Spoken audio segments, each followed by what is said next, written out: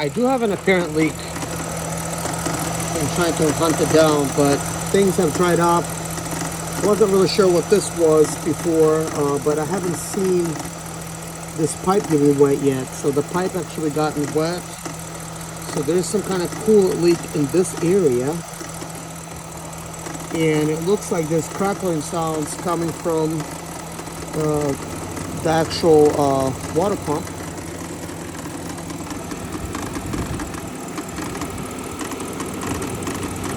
It's kind of hard to tell where the crackling is coming from, but when you get over here, you can definitely tell. So it's from this area, right where the water pump is.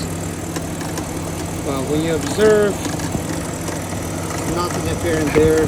That's the only thing where I could really see something. If you look down,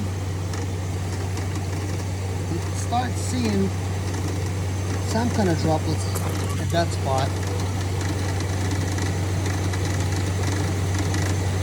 It's definitely dropping.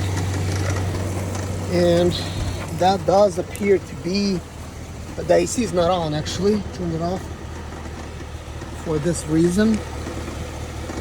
So the leak is actually coming right behind the engine, and it's actually quite a bit of a leak.